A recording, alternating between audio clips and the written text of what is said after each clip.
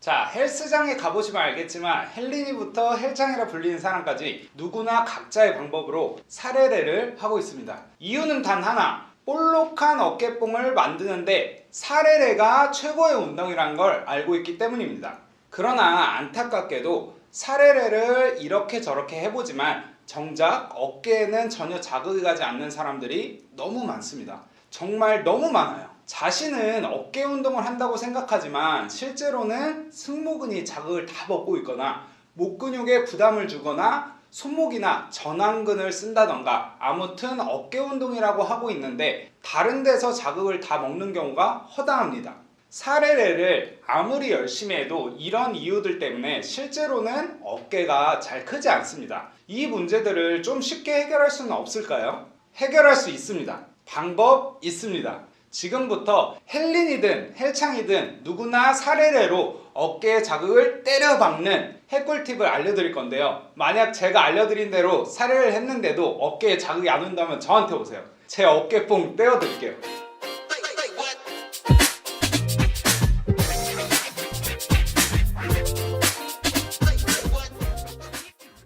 초보자들이 사레레 할 때 흔히 하는 실수의 유형이라는 건 어느 정도 정해져 있습니다.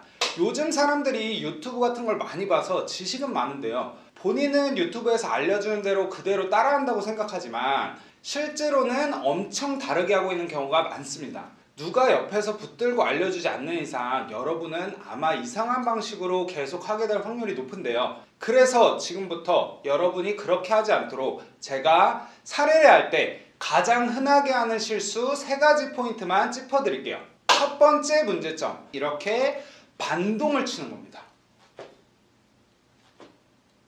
지난번 이두운동 시 댄싱컬 이야기 했었죠. 사레레를 할 때도 이렇게 무분별하게 반동력을 이용하여 댄싱 레이즈를 하는 경우가 수도 없이 많습니다.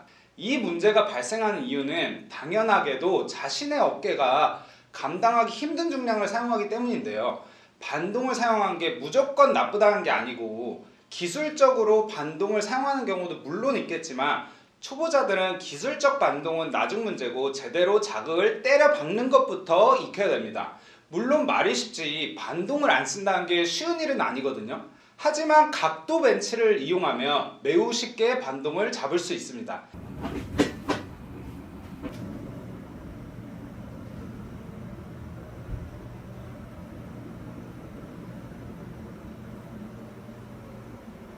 대부분 벤치를 쓴다고 하면 이렇게 앉아서 우리가 사레를 하는데 경험상 이렇게 했을 때는 진행 궤적이 달라지고 타겟하는 부위도 달라지고 가동 범위도 다리에 걸려 제한을 받는다는 단점이 있습니다. 하지만 각도 벤치를 85도 정도로 세워놓고 패드에 몸을 앞으로 기댄 다음 그대로 들어 올려줬다가 그대로 이완해주기만 하면 어떠한 반동 없이 그대로 측면 어깨에 자극을 때려 박아줄 수가 있습니다. 그동안 무리한 중량으로 댄싱 레이즈 하던 사람은 중량을 확 줄여서 이 방법으로 사레를 한번 해보세요. 어깨에 때려 박히는 자극의 질이 달라질 것입니다. 아마 반동 문제만 해결해도 여러분이 사레를 할 때 자극은 차원이 달라져 있을 것입니다. 그런데 이렇게 해도 자극이 안 오는 사람이 있다면 이런 방법을 써보세요. 바로 가동 범위를 줄이는 건데요. 깔짝깔짝 해주는 거예요. 가동 범위를 줄인다고? 가동 범위를 풀로 써야 운동이 되는 거 아니야? 하는 소리가 여기까지 들리는데요. 우리가 항상 완전한 가동 범위를 이용해야 할 필요는 없습니다. 운동을 할 때 가동 범위를 풀로 이용해서 얻을 수 있는 혜택이 있고 때로는 제한해서 부분 반복을 했을 때 얻을 수 있는 혜택이라는 것도 있습니다. 운동 경험이 짧은 분들은 오히려 가동 범위를 제한해서 부분 반복을 하는 게 훨씬 더 효과적일 때도 있습니다. 그 이유를 말하자면요. 팔을 옆으로 들어 올린 동작을 할 때 당연히 승모근이 참여하게 되지만 운동 경험이 없는 사람일수록 너무 과도하게 승모근을 쓰게 됩니다. 왜냐하면 사레레한 동작 자체가 일상생활에는 해볼 일이 없는 굉장히 생소한 동작이고 생소하다 보니 평소에 자주 쓰는 승모근 같은 근육을 쓰기 마련인 것입니다. 그럴 때 이렇게 측면 어깨가 최대로 이용되는 구간만 이용해서 자극을 잡아주면 어깨 측면의 자극을 승모근이 다 뺏어먹는 문제가 단박에 해결됩니다. 불로 지지는 듯한 자극을 어깨 측면에 꽂아줄 수가 있는 거죠. 물론 이 동작이 완벽하게 적응이 된다면 가동 범위를 풀로 이용해서 그것이 가지는 장점도 충분히 활용할 수 있으니까 깔짝충이 될까봐 걱정하지 않으셔도 돼요. 주의할 것은 레터럴 레이즈는 내려올 때 무게를 다른 부분으로 흘리기가 쉬우니까 어깨의 끝라인까지 긴장감이 전달될 때까지 이렇게 천천히 이완해줘야 한다는 건데요. 이렇게 마지막 자극 한 방울까지 놓치지 말자고요. 반동의 가동 범위까지 잡아줬으면 이제 진짜 사례를 할 때 자극이 제대로 잡혀야 하는 게 맞는 건데 아직도 안 잡혔으면 이제 그만 포기하자 이렇게 말하고 싶지만 마지막 한 가지만 더 체크해 볼게요. 보통 사례례로 자극을 못 잡는 분들의 특징이 날개짓 하듯이 사례를 합니다. 약간 파닥파닥. 왜 그렇게 보이냐면 이렇게 팔꿈치가 바깥으로 까지기 때문입니다. 이렇게 팔꿈치가 바깥으로 돌아가게 되면 어깨 근육의 주행 방향과 팔의 궤적이 어긋나면서 어깨의 자극을 다른 곳에 다 흘리게 되는 거죠. 해결 방법 알려드릴게요. 팔에 움푹 들어간 부분이 정면을 향한다고 생각하고 레이즈를 해주세요.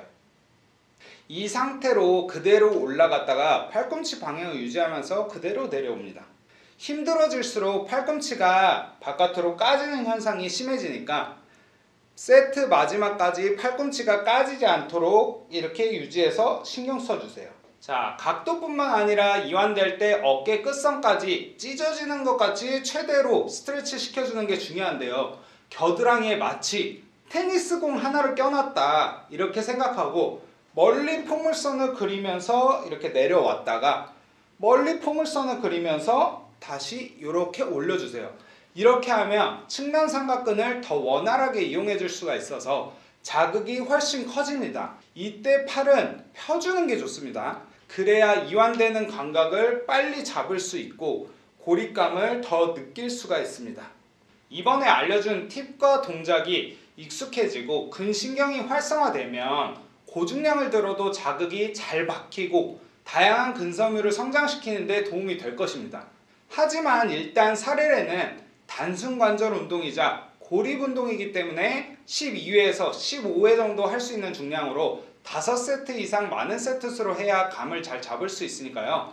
너무 조바심 내지 말고 저중량 고반복으로 감부터 제대로 잡고 해보시길 바랄게요. 초보자분들이 사례례 할 때 느끼는 어려움을 해결하기 위한 핵꿀팁을 알려드렸습니다. 여러분이 이 3가지 포인트만 체크하고 교정한다면 내일 헬스장 가서 자신감을 가지고 사례례를 조져줄 수가 있을 것입니다. 항상 측면 어깨에 대한 영상을 올리면 댓글로 프레스가 제일 중요한데? 라고 말씀하시는 분도 계신데요. 저도 잘 알고 있죠.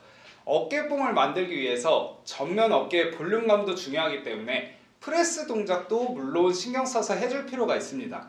하지만 경험상 측면 어깨의 날카롭고 각진 모양은 이 레터럴 레이즈만큼 효과적인 운동이 없으니까 저를 믿고 꼭 따라해 보시길 바랄게요. 다음에도 더 좋은 운동 핵꿀팁으로 돌아올 테니까요. 구독과 좋아요 잊지 말아주세요. 감사합니다.